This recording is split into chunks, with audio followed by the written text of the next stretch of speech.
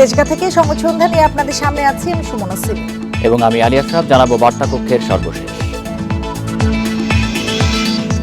হিটস্ট্রোকে 6 জেলায় 8 জনের মৃত্যু। ইতিহাসের দ্বিতীয় সর্বোচ্চ তাপমাত্রা যশোরে 43.8 ডিগ্রি।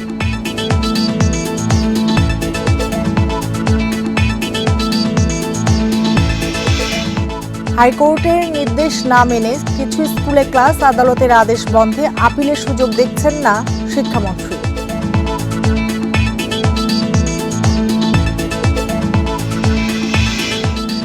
অসহ্য গরমের জন্য সরকারি সংস্থা ও মুনাফা লোভীরা দায়ী বলছে বাপা।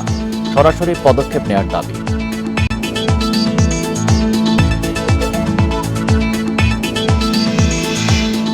সংস্কার বাস্তবায়ন না হলে বড় অঙ্কের রাজস্ব হারাবে সরকার, কর ছাড় বাতিলের সুপারিশ পিআরআই এর।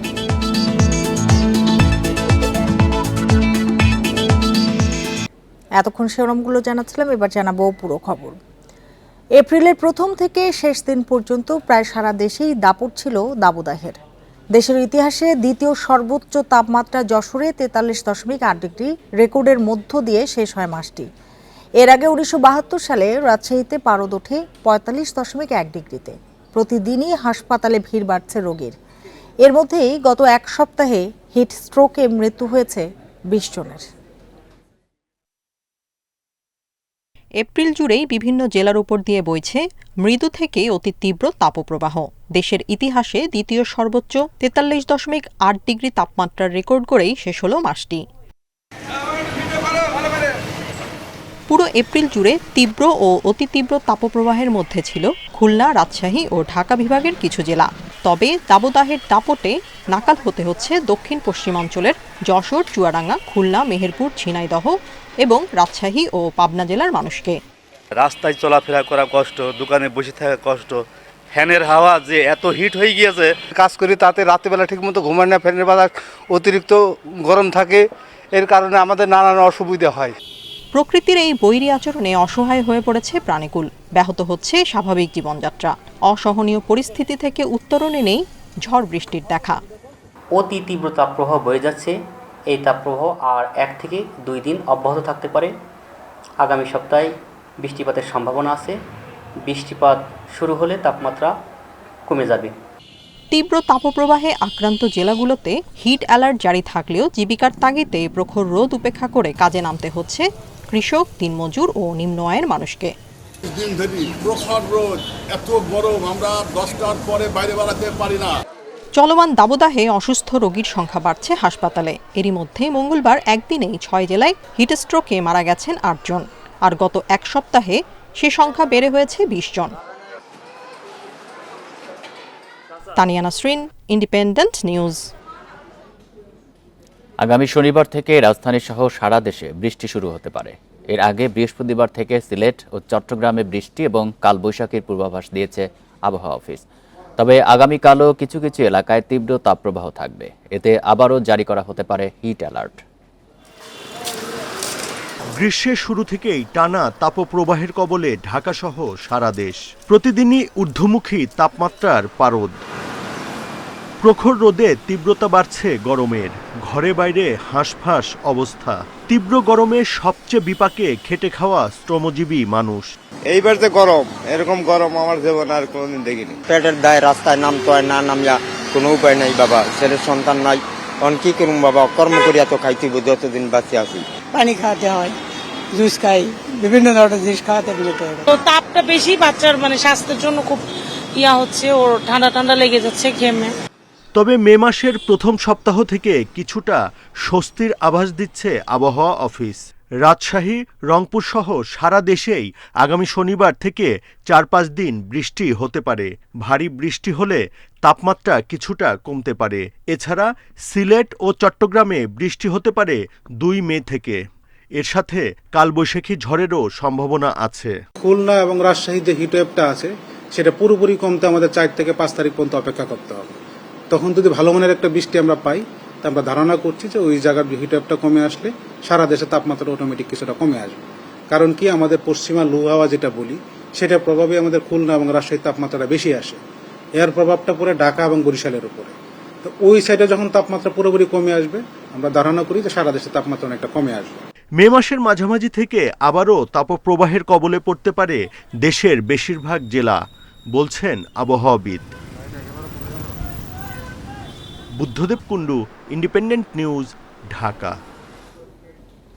হাইকোর্টের নির্দেশ না মেনেই বরিশাল, জামালপুর সহ কয়েকটি জেলায় মাধ্যমিক বিদ্যালয় খোলা রেখেছে কর্তৃপক্ষ। শিক্ষা মন্ত্রণালয়ের নির্দেশ মেনে স্কুল খোলা রাখার দাবি তাদের। তবে এই গরমে স্কুল বন্ধ রাখার দাবি করছেন শিক্ষার্থীরা। শিক্ষকরা বলছেন স্কুলে কমে গেছে শিক্ষার্থীর উপস্থিতি। গরম উপেক্ষা করে মঙ্গলবার সকালে জামালপুরের বিভিন্ন বিদ্যালয়ে শিক্ষার্থীরা উপস্থিত হয়। লোডশেডিংয়ের কারণে তাদের দুর্ভোগ পোহাতে হয়। কষ্ট কমাতে শহরের কিছু বিদ্যালয়ে শিক্ষার্থীদের শরবত খেতে দেয়া হয়। দুপুরের রোদে বাড়ি ফেরার সময় ভোগান্তি বাড়ে। কারেন্ট চলে গেলে আমাদের গরমের সমস্যা হয়। আমাদের এখানে একটু ভালো একটা সুযোগ থাকুক, যাতে আমরা গরমের মধ্যে ক্লাস করতে পারি। কারেন্ট চলে গেলে যাতে আমাদের অসুবিধা না হয়। ব্রাহ্মণবাড়িয়া ও বরিশালে বিদ্যালয় খোলা থাকলেও গরমে কমে গেছে শিক্ষার্থীর উপস্থিতি। বিদ্যালয় খোলা ও বন্ধের সময়সূচি পরিবর্তনের দাবি জানান শিক্ষার্থীরা। মনোযোগ দিয়ে ক্লাস করতে পারছেন, এই গরমটা অনেক বেশি। আমাদের স্কুলের অনেকেই বেহুশ হয়ে যাচ্ছে এই গরমের কারণে। শিক্ষার্থীদের কিছু সমস্যা হচ্ছে, আর উপস্থিতি তুলনামূলকভাবে একটু কম, বিশেষ করে লেজারের পর আমাদের ছাত্রছাত্রীগুলো ধরে রাখাটা খুব কষ্ট হচ্ছে। ফেনী ও নেত্রকোনায় প্রাথমিক বিদ্যালয় বন্ধ থাকলেও খোলা ছিল মাধ্যমিক বিদ্যালয়। বেশিরভাগ প্রতিষ্ঠান দুপুরের আগে ছুটি দেয়া হয়। তীব্র গরমে ক্লাস বন্ধ রাখার দাবি জানায় শিক্ষার্থীরা। অনেকদিন যাবতীয় আমাদের এখানে প্রচুর গরমের কারণে আমাদের ক্লাস করতে অসুবিধা হয়। চলমান তাপপ্রবাহে হাইকোর্ট ও শিক্ষা মন্ত্রণালয়ের দুই ধরনের নির্দেশে বিপাকে পড়ে বিভিন্ন বিদ্যালয় কর্তৃপক্ষ।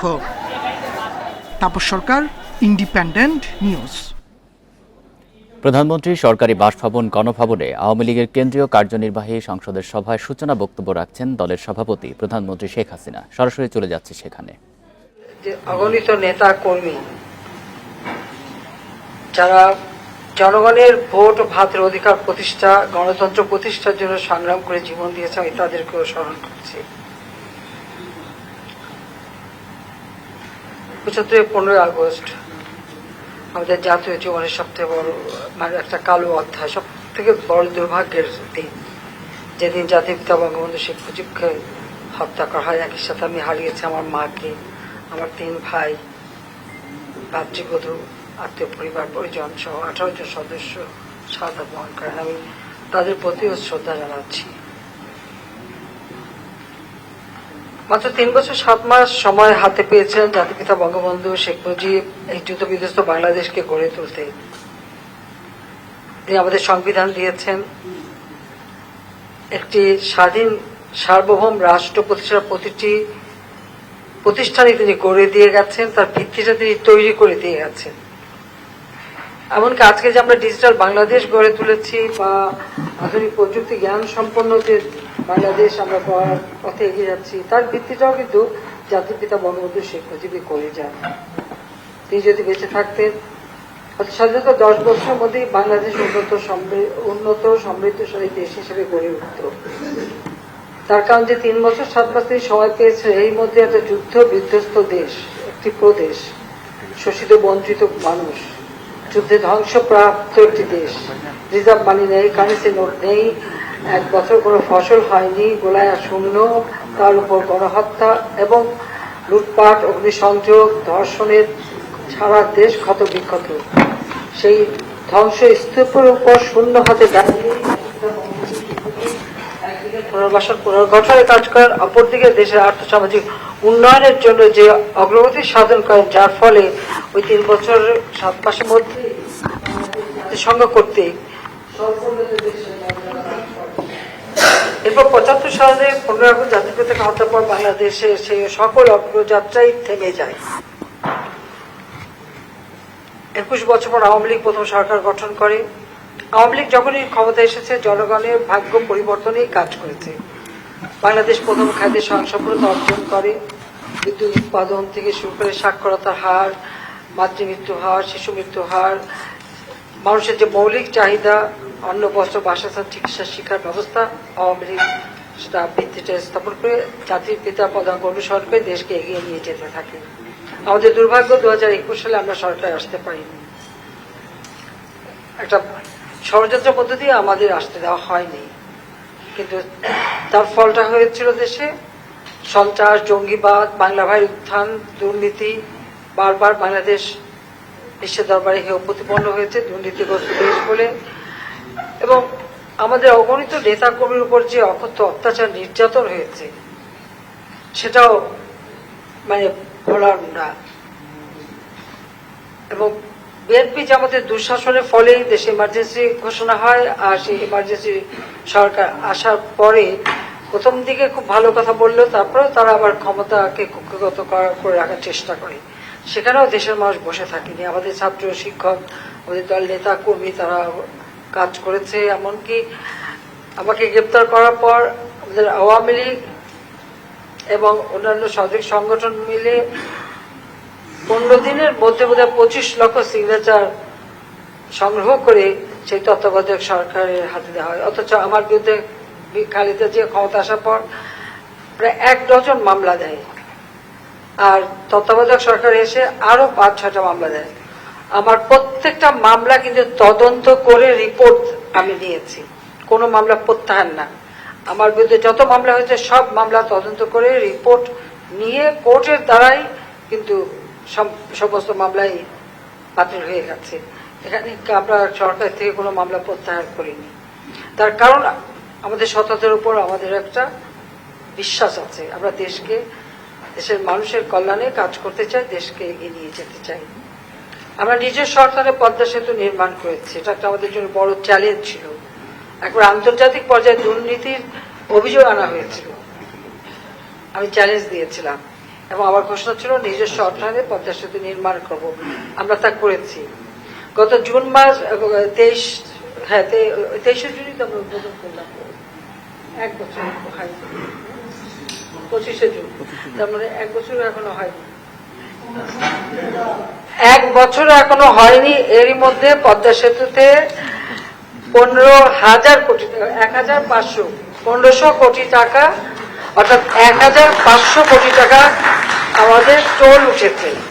এই টোলের হিসাবটা কিন্তু আমাদের সেতু বিভাগ কিন্তু তাদের খরচা পাতি সব রেখে, সব ব্যয়টায় ধরে সেটাকে রেখে এরপরে যে লাভটা হয় এটা কিন্তু সেইটুকু। এই যে 1500 কোটি, 1500 কোটি টাকা যে আমাদের উপার্জন, এটা সম্পূর্ণ আমাদের নিজস্ব অর্থায়নে। অর্থাৎ বাংলাদেশ যে পারি, আমরা যে পারি, আমরা সেটা প্রমাণ করেছি।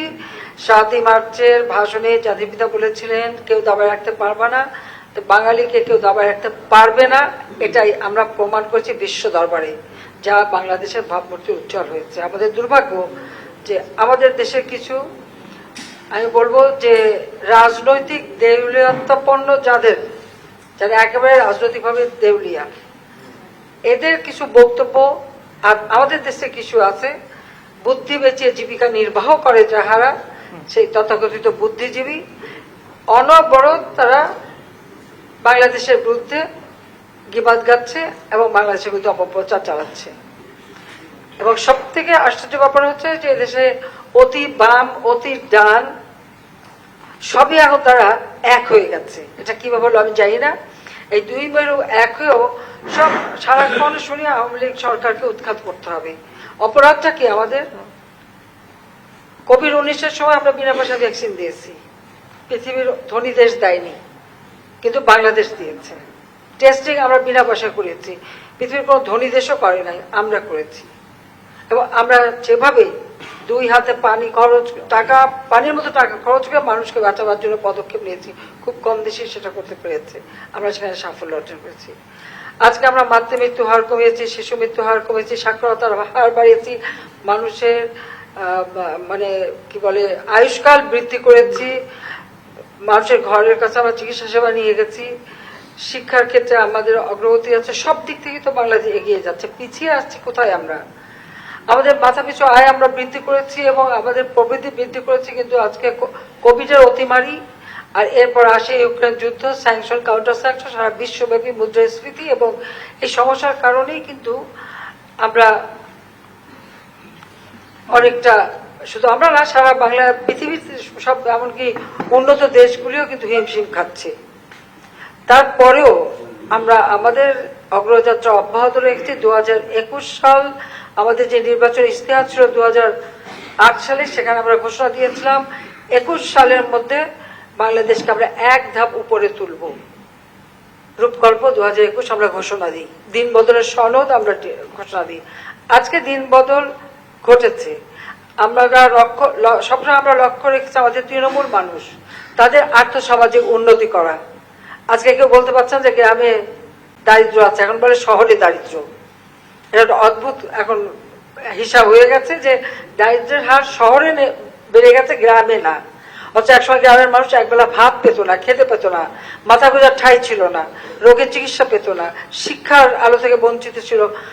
আমাদের উন্নয়নের সকল কিছু আমরা তৃণমূল মানুষকে লক্ষ্য রেখেই পরিকল্পনা নিয়ে পরিকল্পিতভাবে এগিয়েছি। বাংলাদেশে কোনো মানুষ গৃহহীন থাকবে না, ভূমিহীন থাকবে না।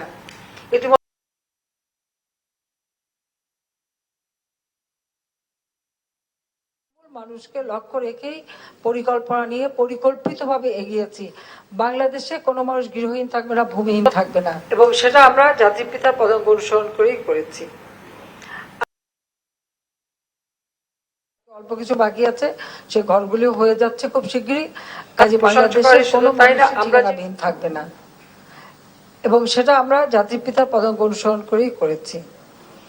আজকে বাংলাদেশ যখন এগিয়ে অর্জন করেছে, উন্নয়নশীল দেশের মর্যাদা অর্জনের জন্য যে কয়েকটা মানে পদক্ষেপ আমাদের নিতে হবে, আমরা অত্যন্ত সাফল্যের সাথে নিয়েছি। শুধু তাই না, এই কোভিড-19, ইউক্রেন যুদ্ধ, স্যাংশন, কাউন্টার স্যাংশন সবকিছু মিলিয়েও কিন্তু আমরা আমাদের স্থানটা ধরে রাখতে পেরেছি। অনেক দেশ পায়নি, কিন্তু আমরা পেয়েছি। 2026 সাল থেকে আমাদের নতুন যাত্রা শুরু হবে, তার প্রস্তুতিও কিন্তু আমরা নিয়েছি।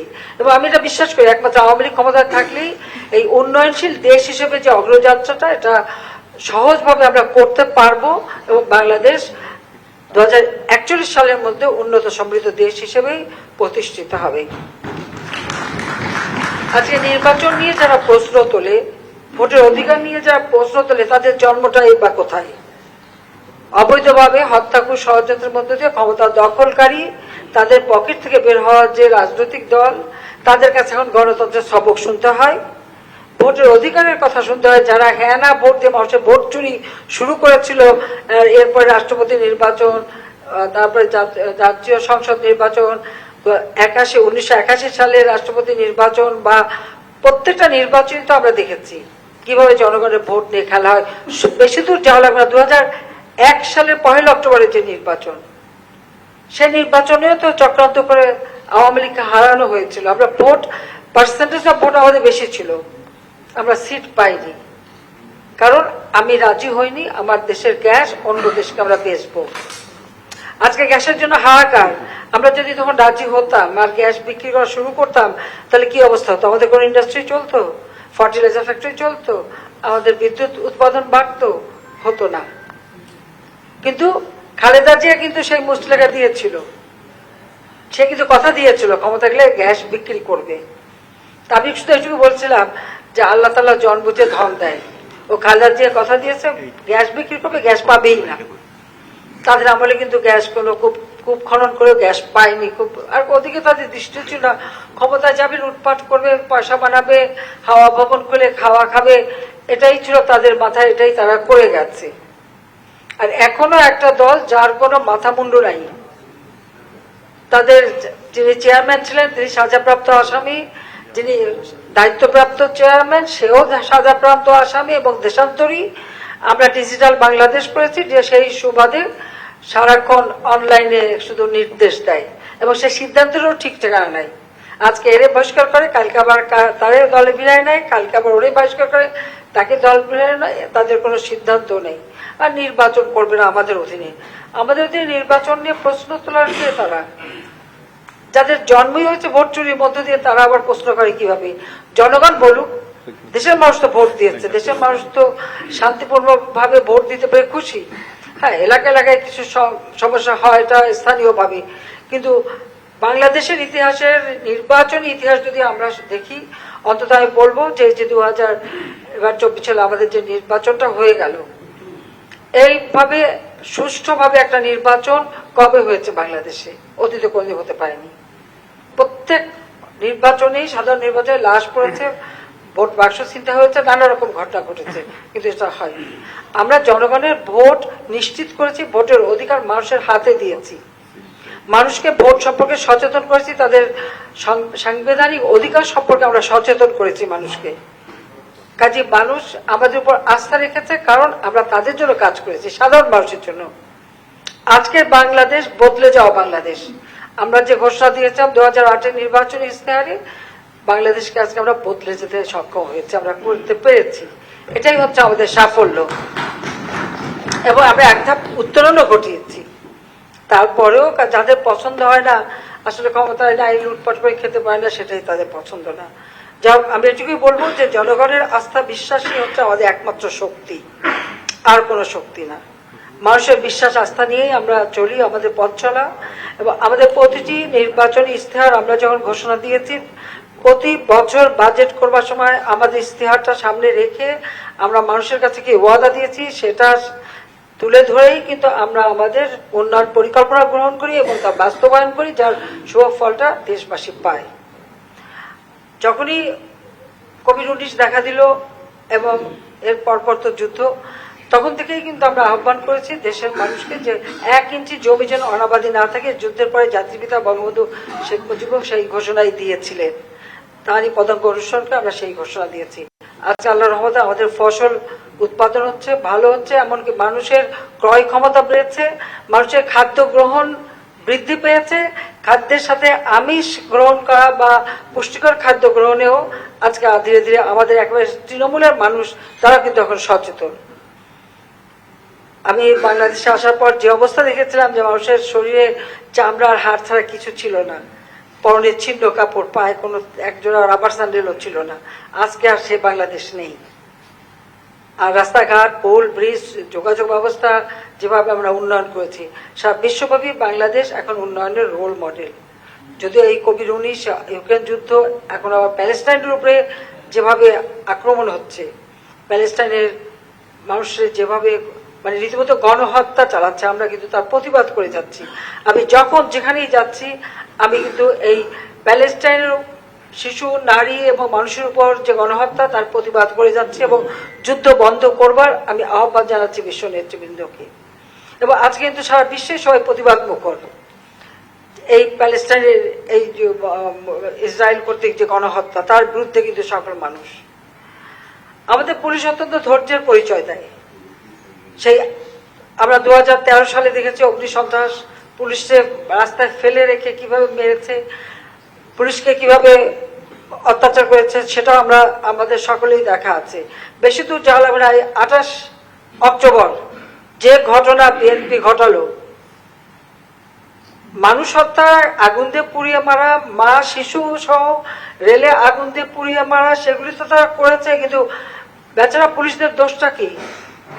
তাদের উপরে লাঠি সোঁটা নিয়ে ঠিক যেভাবে তারা পিটিয়ে মেরেছে, এটা তো কল্পনা করা যায় না।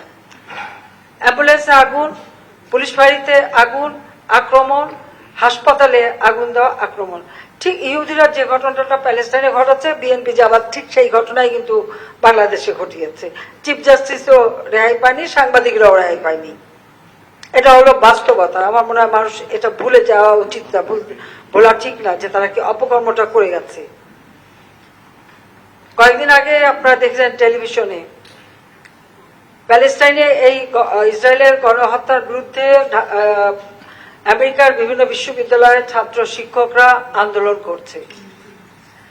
এখানে আন্দোলন করাকালীন সময় একজন মহিলা প্রফেসর, সে বলছে আমি প্রফেসর ইউনিভার্সিটির, পুলিশ তাকে যেভাবে কাপড় দিয়ে ধরে, হাত ধরে পিঠ মোড়া দিয়ে মাটিতে ফেলে, হাঁটু দিয়ে তার উপর চেপে তাকে যেভাবে অ্যারেস্ট করেছে, এবং সেখানে ছাত্র শিক্ষক, তাদের হাতে লাঠিও ছিল না, আগুনও ছিল না, তারা কিন্তু পুলিশের বিরুদ্ধে মারমুখীও ছিল না।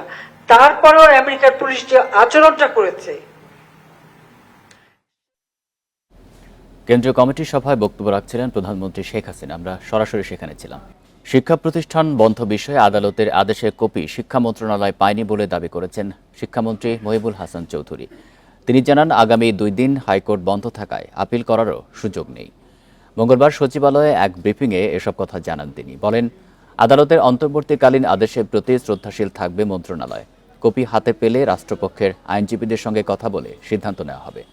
এদিকে শিক্ষা মন্ত্রণালয়ের আদেশে মঙ্গলবার দেশের 2 বিভাগ সহ বিভিন্ন জেলার মাধ্যমিক ও কলেজ পর্যায়ের শিক্ষা প্রতিষ্ঠান বন্ধ রয়েছে। তবে উচ্চ আদালত বৃহস্পতিবার পর্যন্ত দেশের সব শিক্ষা প্রতিষ্ঠান বন্ধের স্বতঃপ্রণোদিত আদেশ দেন। এই অবস্থায় বৃহস্পতিবার শিক্ষা প্রতিষ্ঠান খোলা বা বন্ধের বিষয়ে কোনো আদেশ এখনও দেয়নি মন্ত্রণালয়। গ্রীষ্মকালীন ছুটি এখনই বাতিল করা হবে কিনা সেটিও নিশ্চিত করা হয়নি।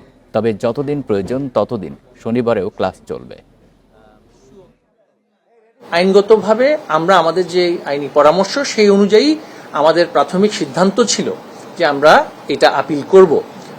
যেহেতু আমরাও তো বিদ্যালয় বন্ধ রেখেছি, আপিল যেহেতু করবার নীতিগত সিদ্ধান্ত আমরা নিয়েছি, কিন্তু আপিল করার জন্য তো আমার আসলে রায়টা কি হয়েছে সেটা তো জানতে হবে, আদেশটা কি। নগর অঞ্চলে অসহ্য গরম ও তাপ প্রবাহের জন্য সরকারি সংস্থা ও গুরুত্বপূর্ণ পদে থাকা কিছু স্বার্থপর দায়ী বলে অভিযোগ করেছে বাংলাদেশ পরিবেশ আন্দোলন বাপা। সংগঠনটির সভাপতির অভিযোগ, দায়িত্বশীল ব্যক্তিরা দেশকে নিয়ে ভাবছেন না, মুনাফার লোভে কংক্রিটে ঢেকে ফেলছে দেশ। মঙ্গলবার ডিআরইউতে এক আলোচনা সভায় বিশেষজ্ঞরা এসব কথা বলেন। এপ্রিল জুড়ে তীব্র তাপপ্রবাহ ও অসহনীয় গরমে ভুগেছে মানুষ।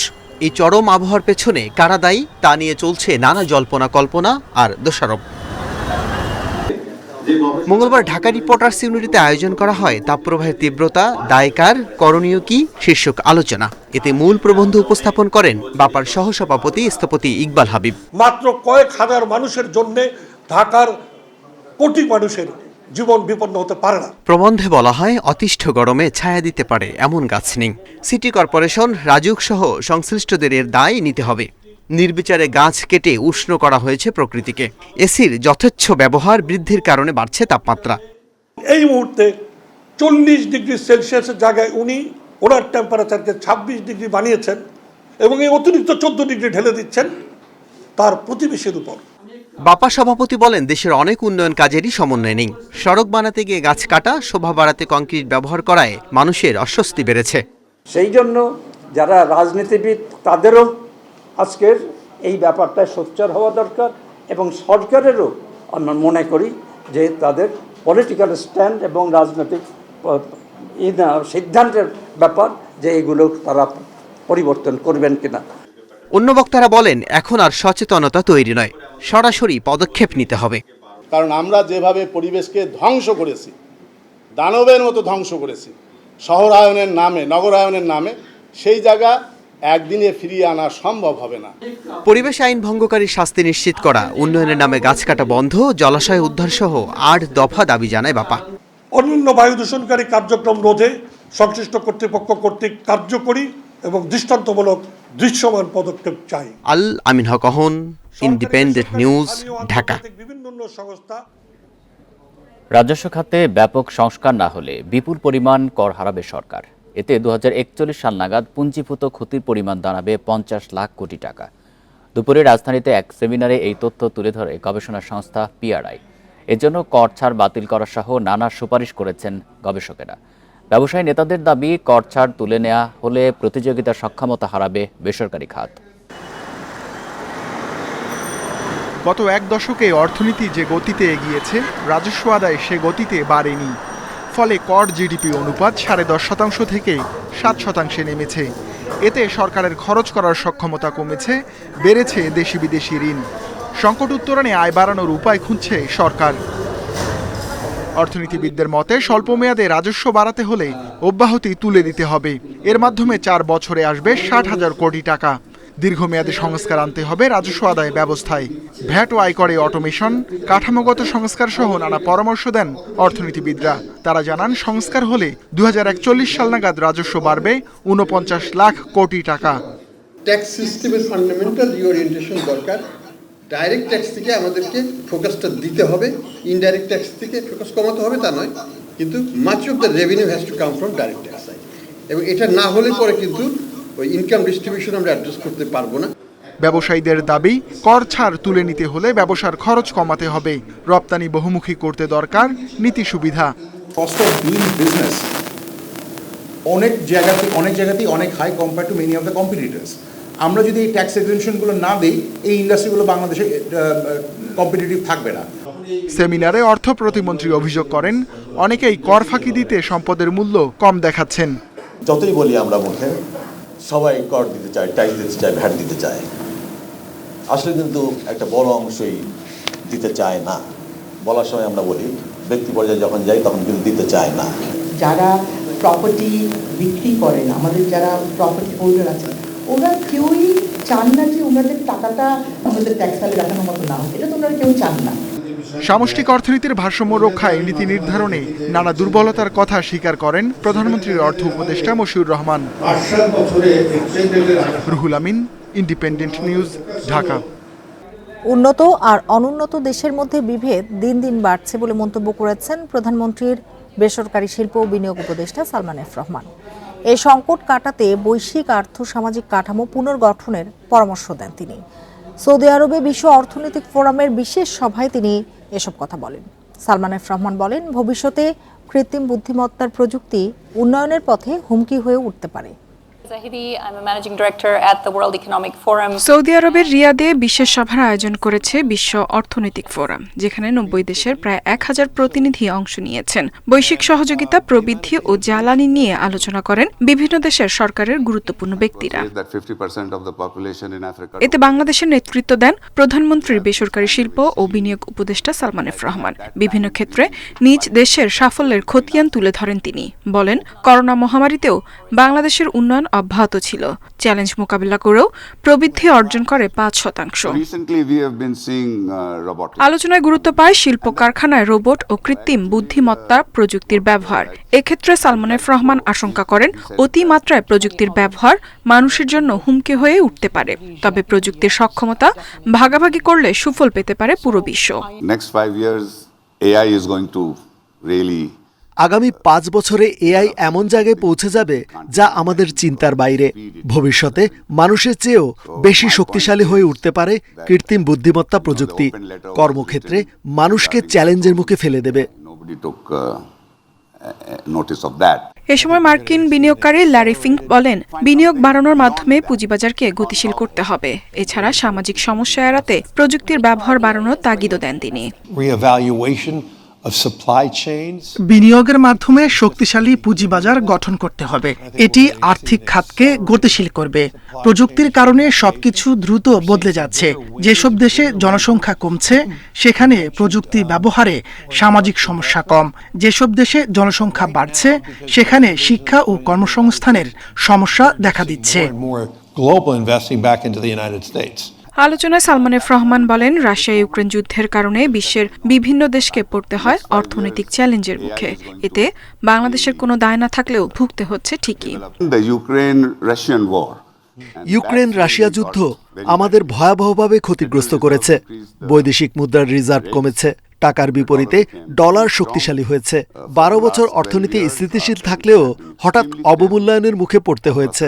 যুদ্ধ আমাদের সমস্যায় ফেলেছে, কিন্তু এর দায় আমাদের নয়। এ সময় প্রধানমন্ত্রীর উপদেষ্টা জানান, টেকসই উন্নয়নের লক্ষ্যে সবাইকে একসঙ্গে কাজ করতে হবে। ইফাতারা, ইন্ডিপেন্ডেন্ট নিউজ। মানবাধিকার সূচক জাতীয় নিরাপত্তার জন্য একটি অপরিহার্য ভিত্তি। মানবাধিকারের লঙ্ঘন একটি দেশকে পিছিয়ে দেয়। সারা বিশ্বের মাঠ পর্যায়ের তথ্য নিয়ে প্রতিবছর যুক্তরাষ্ট্র দেশভিত্তিক মানবাধিকার প্রতিবেদন প্রকাশ করে। এখানে প্রমাণ ছাড়াও কোনো তথ্য গ্রহণ করা হয় না বলে জানিয়েছেন ঢাকায় মার্কিন দূতাবাসের public affairs counsellor Stephen Ibeli. Independent টেলিভিশনে ফেস টু ফেস অনুষ্ঠানে একথা জানান তিনি। মার্কিন সরকারের অর্থায়নে এই প্রতিবেদন তৈরি করা হলেও তথ্য সংগ্রহ হয় যথেষ্ট স্বচ্ছতার ভিত্তিতে, যার তথ্য নেওয়া হয় সাংবাদিক, সাধারণ জনগণ ও সরকারি কর্মচারীদের কাছ থেকে। 1977 সাল থেকে প্রতি বছর মার্কিন পররাষ্ট্র মন্ত্রণালয় বিশ্বের প্রায় 200টি দেশ ও অঞ্চলের মানবাধিকারের পরিস্থিতি পর্যবেক্ষণ করে প্রতিবেদন প্রকাশ করে।